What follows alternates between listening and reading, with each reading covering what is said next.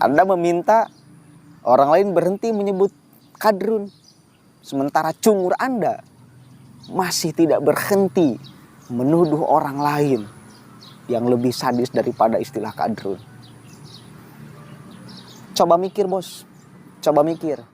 Kadrun itu ya sebuah spesies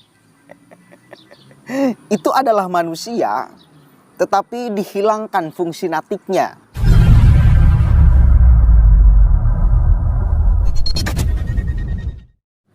Assalamualaikum warahmatullahi wabarakatuh. Hamdan syukranillah amma ba'd. Sahabat manusia plural yang saya hormati dan saya banggakan, relawan Anies Rashid Baswedan meminta untuk tidak ada kadrun di 2024 nanti. Sebetulnya permintaan yang bisa dijawab oleh relawan Anies, oleh Anies. Karena kadrun itu nempelnya setelah orang bersikap membabi buta karena dia punya pemahaman agama dan menyingkirkan pemahaman agama yang lain. Sehingga hadirlah kemudian istilah kadrun, kadal gurun. Sebuah istilah yang tidak lebih jahat daripada istilah munafik, daripada stempel kafir, daripada stempel musyrik. Istilah kadrun itu bukan istilah akidah, tetapi istilah yang didapatkan oleh orang yang jumud di dalam berpikir tanpa adanya keterbukaan. Jadi kadrun itu ya sebuah spesies itu adalah manusia, tetapi dihilangkan fungsi natiknya. Definisi manusia itu kan al-insan hayawanun natik. Nah, natiknya dihilangkan, tinggal hayawan. Lah itulah kadrun itu, menghilangkan fungsi natik di dalam tubuh manusia. Jadi nggak ada natiknya. Jadi begitu bos, asal muasalnya, asbabun nuzulnya. Satu kali lagi, istilah kadrun itu tidak lebih jahat daripada istilah munafik, daripada istilah kafir. Karena stempel-stempel itu adalah stempel-stempel akidah. Bahasa kadrun itu bukan bahasa akidah. Anda nggak mau disebut sebagai seorang kadrun, tetapi Anda juga nggak berperi keimanan ketika mengutuk seseorang yang berbeda dengan Anda dengan istilah munafik. Ya, kita itu paling banter ngomong kadrun, ngomong goblok. Nggak ada nyerempet-nyerempet soal Anda sesat, Anda musyrik, Anda munafik. Karena itu adalah wilayah akidah yang bagi saya tidak boleh sembarangan diucapkan oleh manusia. Sementara bahasa kadrun, bahasa goblok itu untuk menstempel manusia yang menghilangkan fungsi natiknya di dalam tubuhnya. Itu bos. Jadi kadrun itu akan hilang sendirinya jika Anda berubah sikapnya. Begitu bos ya. Begitu. Menurut saya itu. Dan ketika Anda ngomong ingin menghilangkan istilah kadrun, sembari Anda ngomong tentang buzzer. Anda juga kan menstempel orang lain dengan bahasa buzzer. Seolah apa yang diucapkan oleh orang lain itu tidak otentik, hasil dari pikirannya. Itu suruhan. Misal saya seringkali dikata-katai sebagai buzzer. Seolah bahwa apa yang saya selalu ucapkan itu hasil dikte daripada orang lain. Anda menuduh apa yang saya ucapkan tidak otentik keluar dari pikiran saya, tapi hasil bayaran. Bukankah itu juga kemudian tidak kalah kejam daripada apa yang kadang-kadang saya ucapkan di istilah kadrun? Jadi mari kita saling introspeksi diri. Kalau Anda ingin menghilangkan stempel kadrun di tubuh Anda, maka ubah sikap Anda. Sikap politik khususnya juga ya. Mainan isu politik Anda ubah. Maka nggak bakalan ada istilah kadrun. Dan satu lagi, Anda juga jangan mengutuk orang lain dengan istilah-istilah yang lain. Udah aja manusia yang mengkritik yang beda dengan Anda, jangan dikata-katai sebagai buzzer, sebagai yang lain. Biarkan aja berkembang narasi perbedaan di ruang publik. Kan itu bos. Indah kita kan di Indonesia kalau seperti itu. Oke, kita baca nih ya permintaan relawan Anies Rashid Baswedan. Masih baru malam keluar beritanya ya. Relawan Anies minta narasi kadrun dihilangkan. Bahayakan persatuan. Iya, istilah kadrun bahayakan persatuan. Istilah buzzer, istilah munafik, istilah kafir, istilah musyrik pun sama, itu membahayakan persatuan. Coba jangan sembarangan Anda stempelkan bahasa-bahasa kalimat-kalimat itu kepada orang lain yang berbeda dengan Anda.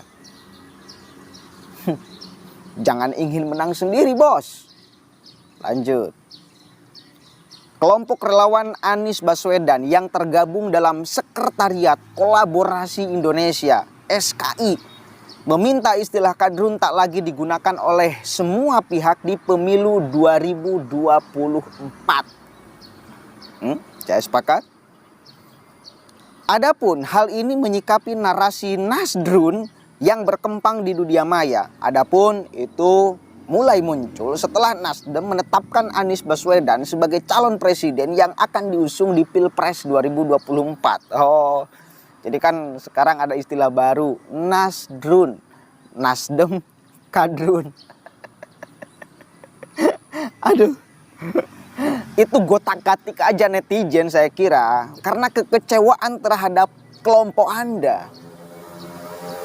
Yang Anda juga satu kali lagi tidak kalah sadis menstempel orang lain dengan stempel-stempel akidah. Bahasa-bahasa akidah Anda permainkan. Itu tidak lebih sadis daripada bahasa kadrun. Bahasa kadrun bukan bahasa akidah loh. Bahasa goblok bukan bahasa akidah. Anda begitu sembarangan mengutuk orang lain sebagai munafik karena berbeda dengan Anda. Kan lebih gila menurut saya. Coba Anda ubah itunya, bisa nggak? Anda mengubah karakter itu sebelum orang lain yang berubah untuk menstempel Anda sebagai kadrun. Lanjut, dia menegaskan, wajar jika ada demokrasi, ada individu atau kelompok terhadap figur yang maju. Namun harusnya jangan membuat nada rasisme dan seolah-olah tak mampu bertarung di area gagasan dan karya. Oke, saya sepakat. Kami bersimpati dan memberikan dukungan kepada Nasdem yang telah membuka pintu perubahan dengan segala resiko politiknya. Memang hebat Nasdem. Mantap pokoknya. Lanjut. Karena itu, untuk memberi edukasi politik bagi masyarakat, pihaknya serius mengembangkan kegiatan literasi politik melalui program pendidikan bernegara. Program ini selain bertujuan untuk menyemai sikap kritis warga terhadap narasi-narasi politik yang menggema di ruang publik, juga untuk mengingatkan pentingnya mengembalikan demokrasi Indonesia kepada watak emansipasinya. Lanjut, dalam pendidikan bernegara, warga memperoleh pemahaman mengenai lanskap politik dan tujuan bernegara secara tuntas. Mereka juga memperoleh pemahaman mengapa narasi yang dikembangkan buzzer tidak sesuai dengan tujuan bernegara dan pentingnya menjaga kualitas demokrasi Indonesia serta bagaimana strategi terbaik warga negara untuk menghadapinya. Kata Jati. Jadi Anda pun memakai istilah buzzer untuk mengutuk orang lain yang berbeda pemahaman dengan Anda, yang berbeda sikap politik dengan Anda. Selama itu kemudian Anda terus mainkan, maka istilah kadrun akan terus bergulir di dunia maya. Satu kali lagi. Sebelum Anda menyetop mulut orang lain untuk berbicara kadrun, Anda harus menyetop mulut Anda untuk satu kali lagi mengutuk orang lain, menuduh orang lain buzzer yang ucapannya tidak otentik hasil pikirannya tapi hasil bayaran. Stop Anda berprasangka itu. maka orang lain pun tidak akan berprasangka buruk terhadap isi kepala Anda. Lanjut.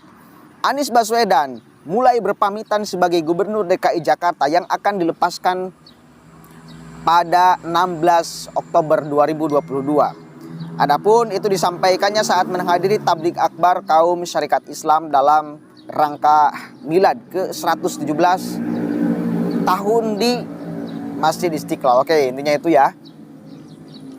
Jadi satu kali lagi, saya sepakat stempel-stempel buruk ya, itu kemudian dihilangkan. Istilah kadrun, istilah cebong, istilah kampret, istilah buzzer, apalagi? Pokoknya istilah-istilah itu dihilangkan.